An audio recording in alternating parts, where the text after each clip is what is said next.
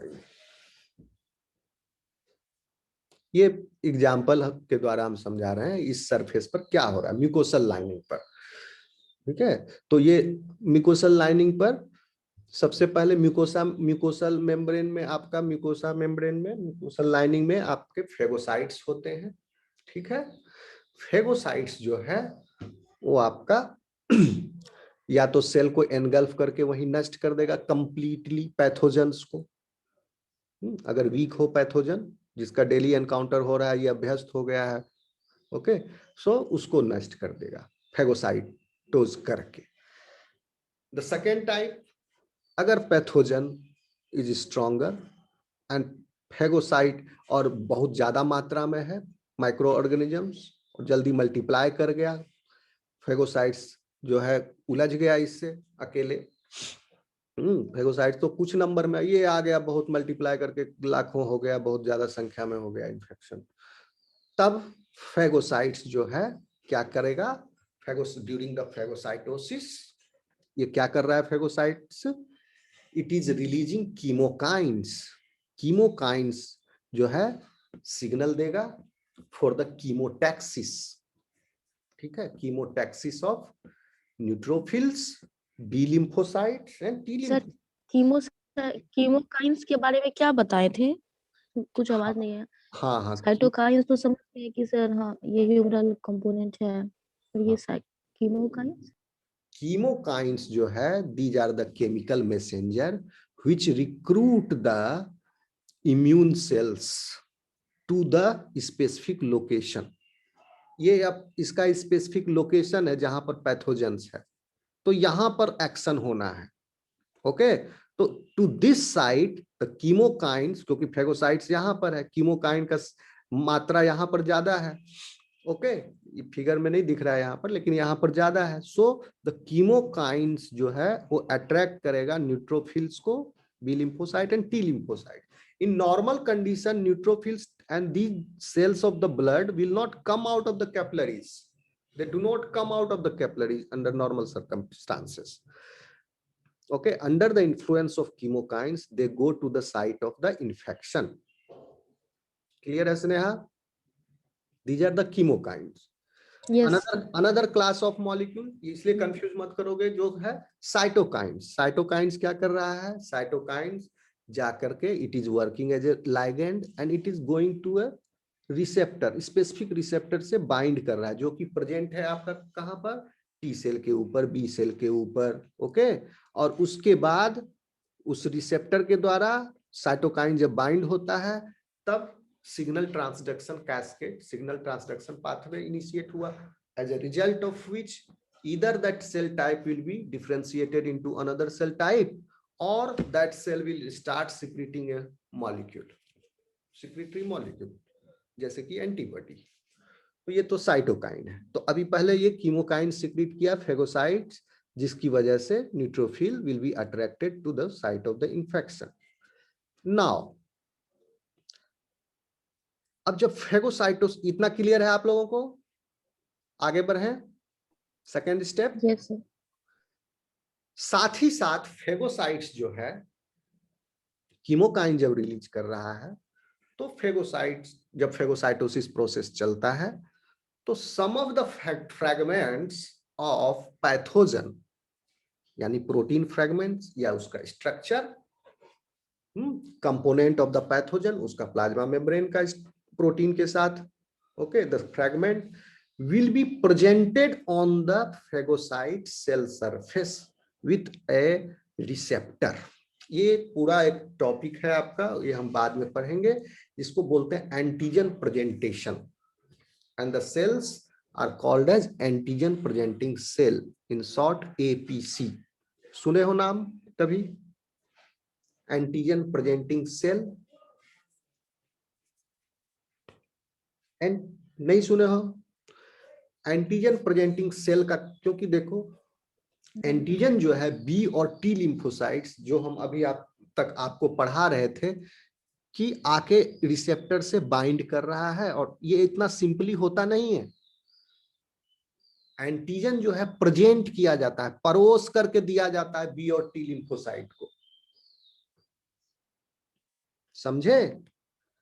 Antigen वो बहुत नखरेबाज है, बी एंटी, उसको परोस करके दिया गया आपका फेगोसाइट्स के द्वारा। कैसे? जब फेगोसाइटोसिस हुआ तो उसका एंटीजेनिक फ्रेगमेंट्स जो है वो अपने प्रोटीन के साथ, अपने एक रिसेप्टर के साथ मेम्ब्रेन पर एक्सप्रेस किया फेगोसाइट्स। आप इस फिगर में देख रहे होंगे, यहाँ पर देख रहे हैं व्हाइट गोल जैसा फेगोसाइट्स के ऊपर है। ये क्लियर है? आप ये दिख रहा है आपको? Yes sir. तो ये क्या है? Antigenic fragments of the pathogen. ये अपने साथ अटैच कर लिया सरफेस पर, now it is there here. Okay, ये फेगोसाइटिक अटैक, ये पैथोजन का रेड वाला ये अटैक है इस पर। और साथ में और भी सारे बहुत सारे पैथोजन्स हैं, ये भी अलग से। तो अब इस पैथोजन को तोड़ फोड़ के ये फेगोसाइट मार तो दिया ही, मारने के बाद इसका डेड बॉडी जो है उसके कुछ कुछ हिस्सा को अपने ऊपर एक्सप्रेस कर लिया। अब वो तो एंटीजन है, फॉरेन एंटीबॉडी है, बट फॉरेन मॉलिक्यूल है, फॉरेन सब्सटेंस है, but that is presented on the cell surface of the phagocytes. Now this phagocyte will migrate to the lymph node, nearest lymph node में ये migrate कर जाएगा। ठीक है, आप टॉन्सिल को बेकार मत समझो, वो बैकग्राउंड में बहुत इंपॉर्टेंट काम कर रहा है। कोई कोई मूर्ख लोग, मूर्ख डॉक्टर टॉन्सिलाइटिस में, टॉन्सिल अब बहुत ज्यादा प्रॉब्लम करता है तब निकालिए, ओके, क्रोनिक हो जाए, लेकिन थोड़ा बहुत भी साल में एक दो बार फूलेगा ही टॉन्सिल। अब लिम्फ नोड में अगर इन्फेक्शन, लिम्फोसाइट्स एक्टिविटी होगा, कभी कभी इन्फ्लामेशन हो जाता है। देख तो कोई कहता है हमको गिल्टी हो गया, इधर गिल्टी हो गया, तो वहां पर क्या हो रहा है basically? Under the effect of infection inflammation हो गया, B lymphocyte and T lymphocyte जो है वहां पर एक्टिवेट हो गए, उनका एक्टिविटी बढ़ जाता है। तो एक्टिविटी बढ़ जाने से इन्फ्लामेशन हो गया, तो कुछ दिन के बाद वो सबसाइड कर जाता है। ठीक है, मूर्ख डॉक्टर है उसको निकाल देता है टॉन्सिल को ऑपरेशन करके, तो बस आदमी का जिंदगी जो है सो फिर बीमार पड़ेगा वो। तो अब जो है एंटीजन प्रेजेंटिंग सेल पर आपका, अब ये एंटीजन प्रेजेंटिंग सेल बन गया फेगोसाइट्स। फेगोसाइटोसिस करने के बाद now this will be called as antigen presenting cell. अब ये गया लिम्फ नोड के अंदर। आप देखिए लिम्फ नोड में घुस रहा है, यहाँ ब्लड वेसल से इम्यून सेल्स बाहर आ रहे हैं इन टिश्यू स्पेस से, और टिश्यू स्पेस से लिम्फ नोड में इंटर कर रहा है, फिर लिम्फ नोड से फिर ब्लड में भी आता है। अब देखिए फेगोसाइट्स जो antigen cell, antigen presenting cell बन करके गया, फिर लिम्फ नोड्स में जो रेस्ट कर रहा है B lymphocyte and T lymphocytes. बहुत टाइप का B lymphocyte and T lymphocytes है, हम आपको पढ़ाए थे कि कैसे clone diversity of the receptors are generated gene rearrangement से। और उसके बाद उसका क्या हुआ? Upon the encounter of the appropriate antigen, then that receptor is selected and the receptor and the cell presenting that specific receptor against that antigen will get proliferated. This is the selection and clonal proliferation, जो कि यहाँ आपका third step पर हो रहा है। तो ये परोस करके मिला एंटीजन इसको, और इस एंटीजन के अगेंस्ट स्पेसिफिक रिसेप्टर है यहाँ पर, then that T and B cell will both will proliferate। ठीक है, प्रोलिफरेट करने के बाद some of the T cell T effect become T effector cell and some of the cell become T helper cell. Okay, उसी तरह B cell में some cells become plasma cell, some cells become memory cell later on. Then T cell का जो receptor है that interact with the B cell also at the same time, both are specific to each other। ये हम लोग एक separate topic है आपके syllabus में, उस समय डिटेल में पढ़ेंगे इस पूरे स्टेप को। And as a result of which a effective memory response is generated and these T and B cell जो clonal selection and clonal proliferation के बाद जनरेट हुआ है, ये यहां से लिम्फ नोड से फिर they go into the blood vessel, and blood vessel से ये कीमोकाइन के इन्फ्लुएंस में फिर टी एंड बी लिम्फोसाइट जो यहाँ पर स्पेसिफिकली सेलेक्ट और प्रोलिफरेट हुआ था जो कॉलोनी, वो इस साइट ऑफ द इंफेक्शन पर आ गया, और बी सेल जो है एक्टिवली एंटीबॉडी सिक्रीट कर रहा है, okay, and T cell releasing cytokines.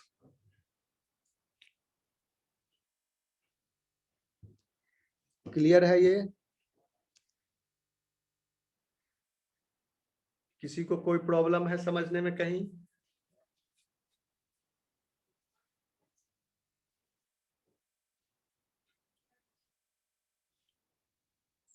Hello, Yes, yes sir. Sir.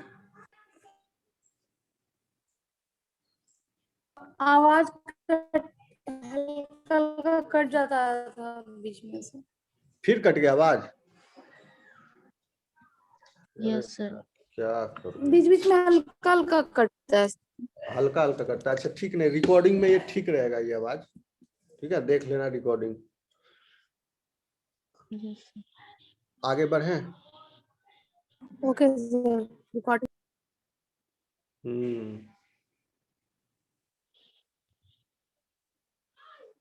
देखिए इसको हम, इसका टेक्स्ट भी हम पढ़ देते हैं, जो हम बोले हैं वही लिखा हुआ है, देखिए सब।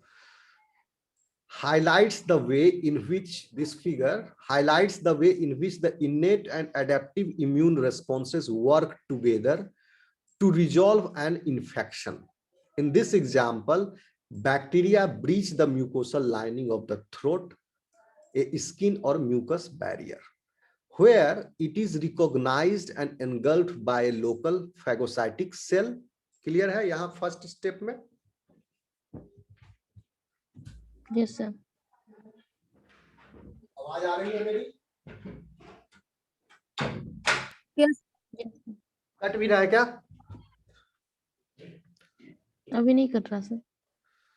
Okay, so this is clear in step 1, and then as part of innate immune system, the phagocytic cell releases cytokines and chemokines that attract other white blood cells to the site of infection, okay, initiating inflammation. यहाँ पर आपका step 2B में इसको बुला रहा है यहाँ पर, so inflammatory reaction will start here. The phagocytic cell may then travel to a local lymph node. This phagocytic cell will then travel to local lymph node, the tissue where antigen and lymphocytes meet. यही जगह है जहां पर antigen और lymphocyte meet करता है, परोस के देगा यहीं पर। Okay, first carrying bacterial antigens to B and T lymphocytes. Step 2A, B और T lymphocyte के पास गया.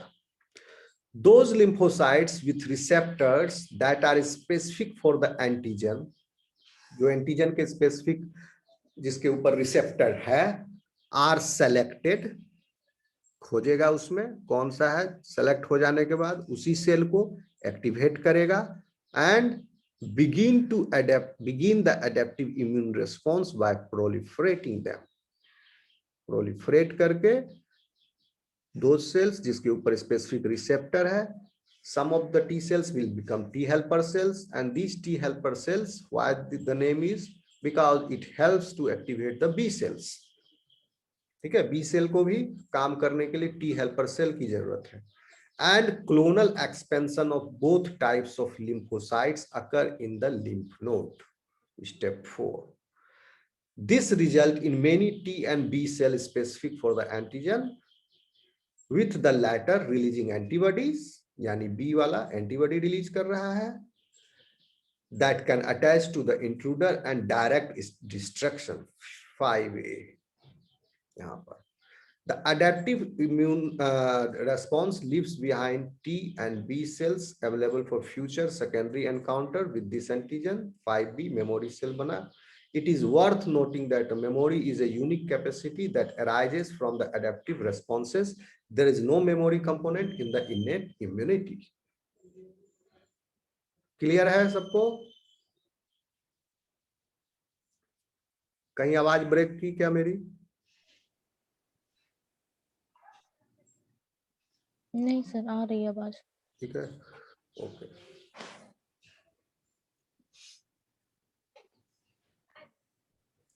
तो कभी कभी आप देखते हो कि हमको वैक्सीन में बूस्टर डोज की भी जरूरत पड़ती है। ओके, तो चूंकि एक बार एंटीजन से एक्सपोजर सफिशिएंट नहीं होता है to generate effective immune memory. Okay, कभी कभी memory generate effective memory generate करने के लिए, और मेमोरी कभी कभी शॉर्ट लिव्ड भी होता है, तो short lived memory long lived memory के लिए थोड़ा सा ज्यादा एक्सपोजर कराना पड़ता है, बूस्टर डोज जिसको कहते हैं। Sometimes, as in the case of some vaccines, one round of antigen encounter and adaptation is not enough to impart protective immunity from the pathogen in question. In many of these cases, immunity can develop a second or even a third round of exposure to an antigen. जैसे corona का 2 बार dose पड़ रहा है। Okay, it is these sort of pathogens that necessitate the use of vaccine booster shots. Booster shots जैसे rabies का vaccine है, पड़ता है 2 बार 3 बार, पहले 14 बार पड़ता था सुई, अब 2 बार पड़ता है। Booster shots are nothing more than a second और third episode of exposure to the antigen, each driving a new round of adaptive events secondary response. तो इसी तरह सेकेंडरी रेस्पॉन्स जो है हम कई बार जनरेट किया जाता है उसमें, ताकि अच्छे से मेमोरी डेवलप हो जाए, जिसमें नहीं हो पाता है कुछ कुछ इन्फेक्शन में। तो ये सेकेंडरी रेस्पॉन्स जो है बार बार एक्सपोजर किया गया बूस्टर डोज दे करके, जिससे जनरेट किया।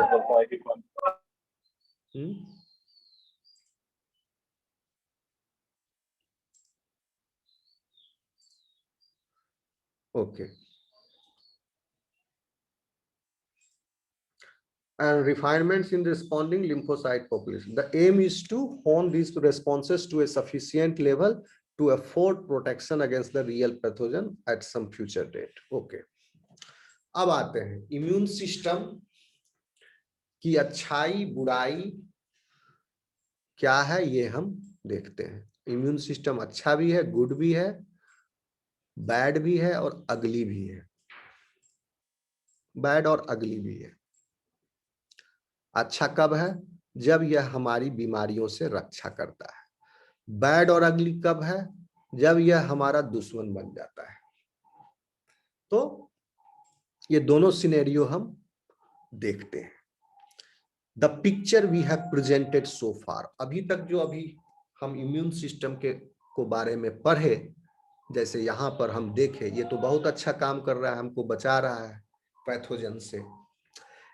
depicts the immune response as a multi-component interactive system that always protects the host from invasion by all sorts of pathogen. This is good about it, that so far we have studied that the immune response is a multi-component interactive system which always protects the host from invasion by all sorts of pathogen. हमेशा हमारी रक्षा करता है। कोशिश हमेशा करता है हमारी रक्षा करने में, कभी कभी फेल हो जाता है, इसीलिए कह रहे हैं, इसीलिए लिखा हुआ है it always protects us.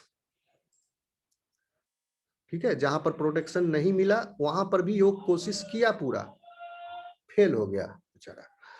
However, क्योंकि पैथोजन ज्यादा चालाक निकला, उसके पास स्ट्रेटजी था आपके इम्यून सिस्टम, इसीलिए इम्यून सिस्टम जो है मल्टी कंपोनेंट इंटरैक्टिव सिस्टम है।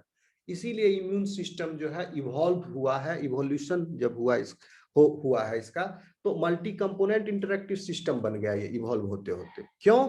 क्योंकि कोई एक पर्टिकुलर स्ट्रेटजी काम नहीं कर रहा है, डिफरेंट टाइप्स ऑफ पैथोजन है, डिफरेंट काइंड्स ऑफ पैथोजन है, और वह पैथोजन भी एक जो काइंड का, अगर आप ये स्ट्रेटजी आज लगा रहा है तो वो पैथोजन इवॉल्व होकर फिर आगे कोई दूसरा नया स्ट्रेटजी लगा देगा, ताकि वो इम्यून सिस्टम को, आपको इम्यून सिस्टम लुका छिपी का खेल है, उससे बच सके। तो इम्यून सिस्टम इसी तरह इवॉल्व हो गया मल्टी कंपोनेंट इंटरैक्टिव सिस्टम के रूप में हमारा। ओके, सो अब ये पूरा जाल बुन लिया इम्यून सिस्टम भी अपना, तो जो बचने वाला पैथोजन उस जाल से भी निकल गया अपना, तो अब और इम्यून सिस्टम इवॉल्व होगा उसको पकड़ने के लिए। तो ये चलते, ये इवोल्यूशन का प्रोसेस है, दोनों पैरेलल में चल रहा है, पैथोजन का भी और हमारा भी। दैट ऑलवेज प्रोटेक्ट्स द, ठीक है। However, failures of this system do occur. अब आ रहे हैं इसके बुराई के ऊपर, गुड एंड अगली। फेल्योर जब हुआ इम्यून सिस्टम का, ये भी होता है, they can be dramatic and often Garner a great deal of attention. काफी डिस्ट्रक्शन ये कर सकता है अगर ये आ गया अपनी पर तो, despite the fact that they are generally rare होता है इसका ये साइड, बट बहुत ही विध्वंसक होता है ये। Certainly, clinical situations also pose unique challenges to the immune system. Certain clinical situation, ये भी इम्यून सिस्टम के लिए चैलेंज है। साथ ही साथ certain clinical situations जैसे ऑर्गन ट्रांसप्लांट एक क्लिनिकल सिचुएशन है, एक आदमी का किडनी दूसरा किडनी आदमी में ट्रांसप्लांट कर दिए, तो पहला तो यही चैलेंज था कि नॉन सेल्फ टॉलरेंस उसमें डेवलप कराया जाए, उस किडनी को वो फॉरेन समझेगा, और दूसरा था जेनेटिक हैप्लोटाइप मैचिंग कराना, जेनेटिक मैचिंग कराया जाता है मैच्ड पेयर, तो वहीं से वो सेल्फ और नॉन सेल्फ डिटरमाइंड होता है। ये एक सेपरेट चीज है, कॉम्प्लेक्स है, आप नहीं समझोगे, मत इतना जान लो कि हैप्लोटाइप मिसमैच की वजह से किडनी जो है आपका रिजेक्ट कर देता है ट्रांसप्लांटेशन के बाद, तो इम्यून को सप्रेस किया जाता है किडनी को बचाने के लिए। तो उसका एक सेकेंडरी रिपरकशन है कि इम्यूनोसप्रेसिव ड्रग के अंदर इन जनरल आपका पूरा इम्यून सिस्टम जो है डिप्रेस हो जाएगा, इंक्लूडिंग, अब देखिए ये एक क्लिनिकल सिचुएशन है, okay. And second type of clinical situation जैसे कैंसर हो गया, उस समय भी इम्यून सिस्टम को चैलेंज मिलता है, including tissue transplants between individuals, probably not part of the evolutionary plan. क्यों चैलेंज मिला? क्योंकि ऑर्गन ट्रांसप्लांट तो पहले कभी हुआ नहीं, सिर्फ भगवान जी लोग करते थे, गणेश जी को हाथी का मुंडी लगा दिए, तो ऐसा नॉर्मल में तो था नहीं। अब देखिए, and the development of cancer, और कैंसर का डेवलपमेंट जो है ये भी एक क्लिनिकल चैलेंज है इम्यून सिस्टम के लिए। In this section, we briefly describe some examples of common failures and challenges to the development of immune system. आगे देखते हैं हम लोग क्या क्या challenges है, failure है, good side, ugly side. Each of these clinical manifestations is covered in much detail in concluding chapters of this book. कौन सा book है? आपका QE का। Inappropriate or dysfunctional immune system can result in a range of disorders. Immune system अगर dysfunctional हो गया और तो क्या क्या उसमें, और या उसका रेस्पॉन्स जो है इनएप्रोप्रिएट है, तो क्या क्या उसमें डिसऑर्डर्स हो सकते हैं। अब देखिए, पहला है, first one is hyper sensitivity. नाम सुने हैं आप लोग हाइपर सेंसिटिविटी का? Yes sir. क्या होता है हाइपर सेंसिटिविटी?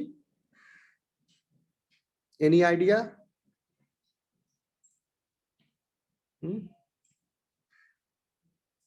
एलर्जी टाइप से कुछ का? देखिए, हाँ, ये आप लोगों को कंफ्यूजन होगा, एक होता है एलर्जी, एक होता है अस्थमा, ठीक है। ये दोनों जो है हाइपर सेंसिटिविटी का टाइप है। हाइपर सेंसिटिविटी का लिटरल मीनिंग क्या हुआ? हाइपर और सेंसिटिविटी, ठीक है ना, किसी एक पर्टिकुलर एक्शन के अगेंस्ट जो रिएक्शन है वो बहुत हाइपर रिएक्शन है, ओके। जैसे किसी बच्चा को अगर हम छोटा सा भी बात कह दें तो वो खूब ज्यादा गुस्सा हो जाए, हाइपर सेंसिटिव। कोई किसी आदमी को छोटा सा भी कुछ, तो कोई फ्रेंड तुम्हारा ऐसा है जिसको हम नॉर्मल सा ही बात छोटा सा कहें और खूब ज्यादा गुस्सा जाए, नहीं गुस्साना चाहिए फिर भी गुस्सा जाए, झगड़ा वगड़ा करने लगेगा, तो उसको क्या कहोगे? Hyper sensitive. तो कुछ एंटीजन ऐसे हैं, और in particular individual it depends on its, उस इंडिविजुअल के जेनेटिक मेकअप पर भी, और जो कि उसके अंदर some antigenic substances induces hyper sensitivity. Immune response जो है नॉर्मल होना चाहिए। अब देखिए ये पहले वाले फिगर से आप समझिए, यहां पर नॉर्मल एक्टिविटी के लिए क्या चाहिए कि नॉर्मल टाइप से कीमोकाइन रिलीज हो, नॉर्मल जितना हो, बहुत ज्यादा ना रिलीज हो जाए, नॉर्मल टाइप से हो, फेगोसाइट भी नॉर्मली, सब काम नॉर्मली हो जाए। अब सपोज करो phagocyte start secreting much more amount of कीमोकाइन, तो हाइपरसेंसिटिव बहुत सारा आ जाएगा सेल यहाँ, फिर यहाँ पर भी ज्यादा रिएक्शन होने लग जाए, सब जगह a magnitude of the immune response if becomes high, तो क्या हो जाएगा, हाइपर सेंसिटिविटी हो जाएगा। इस सब का फ्लो रेट जो है, इस सब का activity rate, time rate, flow rate, सब जो है एक बैलेंस्ड वे में होना चाहिए, नॉर्मल रेट होना चाहिए। ओके, अगर ये हाई हो जाएगा तो इन्फ्लामेशन भी यहाँ पर बहुत ज्यादा हाई हो जाएगा। ओके, एक नॉर्मल एंटीजन जो आपको डिजीज नहीं भी काउज करता है, जैसे कि पॉलन ग्रेन, कोई डिजीज काउज नहीं करता है, लेकिन pollen grain in some individuals can induce the hypersensitivity। बिना मतलब का गुस्सा गया हो, कोई बात था भी नहीं, झूठो जैसे कहते हो ना किसी आदमी को, तो उसी तरह ये हाइपर सेंसिटिविटी पॉलन ग्रेन है। मेरी आवाज आ रही है आप लोगों को? Yes sir. यस सर, आ रही है। तो इसी को यस सर। हाँ, कट नहीं रहा ना अभी? No sir. तो यही जो है, अगर इम्यून सिस्टम आपका हाइपर सेंसिटिव हो गया, हाइपर सेंसिटाइज हो गया, बहुत ज्यादा मात्रा में एंटीबॉडी रिलीज करने लगा, इम्यूनोग्लोबुलिन्स रिलीज करने लगा, और इम्यूनोग्लोबुलिन्स के भी 5 तरह के होते हैं। सबसे इफेक्टिव जो होता है गामा इम्यूनोग्लोबुलिन्स होता है, जो इफेक्टिवली आपका एंटीजन को क्लियर आउट करता है। ओके, तो इसमें particular type of immunoglobulin E निकलता है बहुत ज्यादा मात्रा में, तो हाइपर सेंसिटिविटी हो जाती है, and this is unwanted situation, और इसका कोई इलाज नहीं है खास।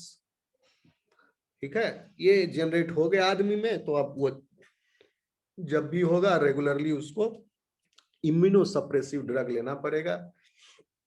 ओके, तो हाइपर सेंसिटिविटी जैसे एलर्जी है, क्या है, it is over jealous attacks. हाँ देखो लिखा हुआ बहुत बड़ा, over jealous attacks on common benign but foreign antigens. ठीक है, common benign, common benign, benign का क्या मतलब होता है, जेंटल और काइंड, जिससे कोई नुकसान नहीं भी है, उसके अगेंस्ट जो है बिना मतलब का एंटीबॉडी ढेर सारा मात्रा में प्रोड्यूस करने लगेगा, फॉरेन सब्सटेंस। अब पराग है, कण है, धूल का कण है, कोई ऐसा किसी किसी को रहता है, आपको कॉटन से भी एलर्जी हो जाता है, किसी किसी को एक एल्बुमिन से एलर्जी है, किसी को गेहूं से भी एलर्जी है, ग्लूटेन से, बिना मतलब का, है ना। तो ये सब क्या है, इम्यून सिस्टम का फेल्योर है। क्यों फेल्योर है?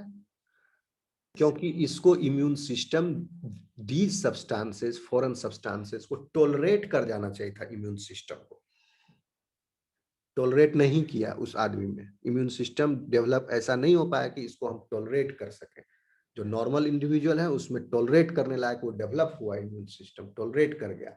अब इसमें टॉलरेट नहीं किया तो वो वहां पर जो है काफी ज्यादा रिएक्शन, इम्यून रिस्पॉन्स होने लगा बिना मतलब का, तो इन्फ्लामेशन होने लगा, बीमारी हो भी नहीं रहा है लेकिन इम्यून रिस्पॉन्स हो रहा है, तो आपको तकलीफ हो जाएगी।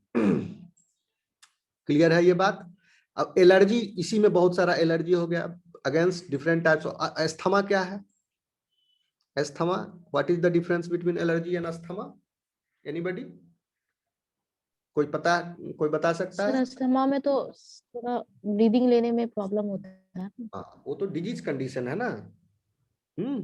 वो बीमारी हो गया, यस उसके बाद अब अस्थमा में बुखार भी होता है, बुखार भी लग जाता है। ठीक है, लेकिन अस्थमा होता क्या है बेसिकली? अस्थमा है एक एक्चुअली ये भी हाइपर सेंसिटिविटी है। ठीक है, लेकिन इसमें क्या होता है, अस्थमा में जो एलर्जी हो, पहले एलर्जी हुआ उसको, अस्थमा भी एक तरह का एलर्जी है, तो इसमें एलर्जी होने की वजह, ये एलर्जी होता है कहाँ पर, आपका रेस्पिरेटरी ट्रैक्ट में। तो रेस्पिरेटरी ट्रैक्ट में एलर्जी होने की वजह से रेस्पिरेटरी ट्रैक्ट जो है कॉन्स्ट्रिक्ट कर जाते हैं, तो पर्सन को सफोकेशन होने लग जाता है, उसका दम घुटने यस सर। लगता है।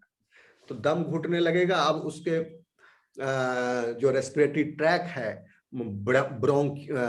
रेस्पिरेटरी लाइनिंग आपको याद होगा तो क्या रहता है आपका, ट्रैकिया है। Trachea is divided into two bronchi and two bronchi, each bronchi is divided into Yes, many sir. bronchioles, और Bronchioles. ब्रोंकियोल्स के एंड पर क्या Yes, है, sir. एल्वियोलाई है। तो अब इस ट्रैकियल पूरा रेस्पिरेटरी लाइनिंग में जहां पर भी होगा आपको वहां पर एलर्जी, तो वहां पर कॉन्स्ट्रिक्ट कर जाएगा, तो उसके आगे का जो भाग है एल्वियोलाई और एयर सप्लाई जो है वो कॉन्स्ट्रिक्ट करने की वजह से वहां एयर एक्सचेंज रेस्ट्रिक्ट हो जाएगा, तो आदमी का दम घुटने लगेगा। और अगर ये ज्यादा हो गया, पूरा का पूरा ब्रैंकियोल ही कॉन्स्ट्रिक्ट कर गया, तो पूरा एयर सप्लाई रुक गया, उसका दम पूरा घुट जाएगा, चोक हो जाएगा, तुरंत इनहेलर मांगेगा, वो नहीं मिला उसको तो क्या होगा, दम घुटने से मर भी सकता है। इसीलिए देखते हो हमेशा पास में जिसको अस्थमा रहता है, देखे होगे सूंघने जैसा एक इनहेलर रखता है, उसमें स्टेरॉइड होता है। Okay, Yes, sir. वो इमीडिएटली जो है क्या करता है, वो डायलेटर का काम करता है, ब्रोंकियो डायलेटर होता है। तो ब्रोंकियोल्स के में जो सीलिया है आपके, उस सबको हाइपर सेंसिटाइज्ड हो जाते हैं, वो उस सबको शिथिल कर देता है, तब थोड़ा सा खुलता है तो उसको चैन मिलता है।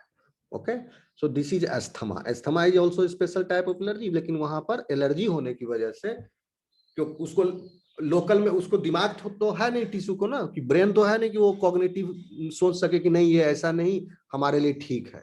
आपके पास ना ब्रेन है, टिश्यू क्या करेगा, वहां हाइपर सेंसिटिव हो गया, टिश्यू क्या करेगा, टिश्यू पर ये उसमें प्लान में जेनेटिकली कोडेड है, वो अपने टिश्यू को कॉन्स्ट्रिक्ट कर देगा, वो समझेगा कि बाहर से हवा जो आ रहा है बहुत खतरनाक हवा है, इसको बंद करो, ठीक है, तो ब्रैंकियल्स को क्लोज कर देगा, वो आदमी का दम घुटने लगेगा। तो ये होना नहीं चाहिए था, लेकिन बाय मिस्टेक कर देगा immune system. So hyper sensitivity is dangerous. The second condition is auto immune disease. Hyper sensitivity clear है आपको, ठीक Yes, है। sir.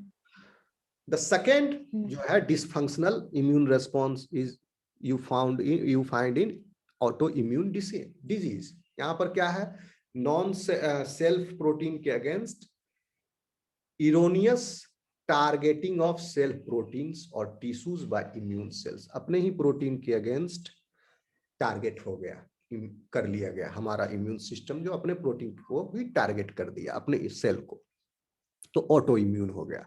और इम्यून डिफिशियंसी यानी इम्यून सिस्टम के सेल्स जो हैं वो एब्सेंट हो गए, डेफिशिएंट हो गए। दो तरह का होता है, एक तो प्राइमरी डेफिशिएंसी है और एक सेकेंडरी डेफिशिएंसी। तो इसमें भी दो टाइप है। सेकेंडरी डेफिशिएंसी जैसे कि आपका एड्स वगैरह, यानी उसमें इन्फेक्शन होने के बाद डेफिशिएंसी हो गया इम्यून सेल्स का। और प्राइमरी डेफिशिएंसी क्या है, ये जेनेटिक डिसऑर्डर है, रेयर जेनेटिक डिसऑर्डर है, जिसमें पहले से ही जन्म से ही डिफिशिएंट है। तो रेयर क्यों है, रेयर इसलिए है कि जब जन्म से ही डिफिशिएंट है तो बचेगा कितना दिन, और कुछ दिन अगर मान लिया कोई अजूबा से बच भी गया थोड़ा रिप्रोडक्टिव एज तक, ठीक है ना, तो रिप्रोडक्टिव एज तक बचना मुश्किल है, तो इसीलिए रेयर है। ये भी हम देखेंगे आगे।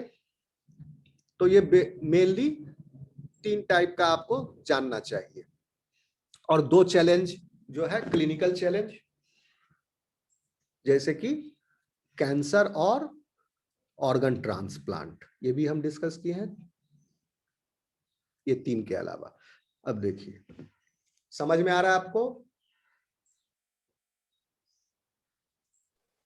Yes, sir.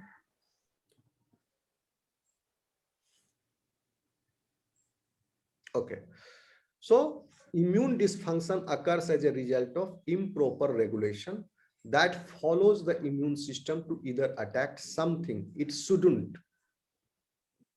क्यों हुआ कि इम्यून सिस्टम उसको अटैक किया जिसको नहीं करना चाहिए था, इट शुडंट, जिसमें हाइपर सेंसिटिविटी, और fail to attack something it should. ठीक है, इट शुडंट में ई भी हो गया, ऑटो इम्यून डिसीजेस, यहाँ पर नहीं करना चाहिए था सेल्फ प्रोटीन को अटैक, और यहाँ पर हाइपर सेंसिटिविटी नहीं दिखाना चाहिए था, इसको टॉलरेट तो यहाँ नहीं करना चाहिए था, ये shouldn't और fail to attack something it should, जैसे कि ऑटो इम्यून डिजीज का एक दो एग्जांपल। रिमेटॉइड आर्थराइटिस, नाम सुने हो? Yes sir. Systemic lupus erythematosus SLE, नाम सुने? इसका नाम नहीं सुना। ठीक है, और भी डिजीज है, क्रॉन डिजीज है, ठीक है, इंटेस्टाइन में हो जाता है। नहीं, Crohn disease is immune deficiency और ऑटो इम्यून है शायद, अब देख लो। इम्यून डिफिशियंसी में तो निमोनिया वगैरह भी आएगा ना सर? नहीं, निमोनिया इम्यून डिफिशियंसी थोड़े, निमोनिया तो इन्फेक्शियस डिजीज है बाबू। ठीक है सर। इम्यून डिफिशियंसी डिजीज हम देखते हैं, सब वन बाय वन देखते हैं, ठीक है। थोड़ा पैथोलॉजिकल है, थोड़ा इसमें इस सेक्स तुरंत खत्म हो जाएगा, ये अभी आपका सेक्शन आधा घंटा का मेहमान नहीं है ये, है थोड़ा डॉक्टरी पढ़ते हैं अभी, है ना। ये 2 मिनट में एंड हो जाएगा ये टॉपिक, उसके बाद हम स्टार्ट करेंगे फिर इस एक क्लास, उसके बाद ये टॉपिक खत्म हो जाएगा। देखिए, hypersensitivities include allergy and autoimmune disease. Hypersensitivity include, okay sorry, यहां अलग बता रहा है, hypersensitivities comma including allergy and autoimmune disease are cases of former, यानी जहां पर इसको अटैक नहीं करना चाहिए था, where the immune system attacks an improper target, जहां पर ये इम्यून सिस्टम इम्प्रॉपर टारगेट को अटैक कर रहा था। और दूसरा वाला को क्या है, जहां पर ये फेल टू अटैक है, जहां पर इसको अटैक करना चाहिए था वो है इम्यून डिफिशियंसी। तो डेफिशिएंट है इम्यून सिस्टम, तो अटैक करना चाहिए था अच्छे से, वहां नहीं कर पा रहा है। ओके, अब देखिए, as a result symptoms can manifest a pathological inflammation, an influx of immune cells and molecules that result in detrimental symptoms। तो जहां पर भी इम्यून रिस्पॉन्स जिस भी एरिया में चल रहा होता, इन्फ्लामेशन का एक सेपरेट टॉपिक है, उसमें हम डिटेल में पढ़ेंगे। जिस भी जगह पर लड़ाई चल रही होती है, ये इम्यून रिस्पॉन्स चल रहा है पर्टिकुलर लोकेशन में, वह टिश्यू, वो एरिया जो लोकलाइज्ड है, वो इन्फ्लैम्ड हो जाता है, ताकि ये लड़ाई का मैदान में हमारे इम्यून सेल्स, होस्ट सेल्स को बेनिफिट हो और पैथोजेंस को बेनिफिट ना हो, उसको लिए डिसएडवांटेज हो वो माइक्रो एनवायरनमेंट। जैसे कि यहाँ टेम्परेचर बढ़ा, रेडनेस बढ़ा, वेसोडाइलेशन है, पेन है, ओके, लॉस ऑफ फंक्शन है। तो these are the cardinal science हम बताए। तो ये सब और एक्टिविटी हो जाने, वहां पर चलने की वजह से हमारे सेल्स को और मदद मिलती है और पैथोजेंस का इनहिबिशन भी होता है साथों साथ। तो अब यहाँ पर इम्प्रॉपरली फंक्शन कर रहा है जब तब, यानी हाइपर सेंसिटिविटी हो रहा है तब क्या होगा, वहां पर भी तो इन्फ्लामेशन हो जाएगा।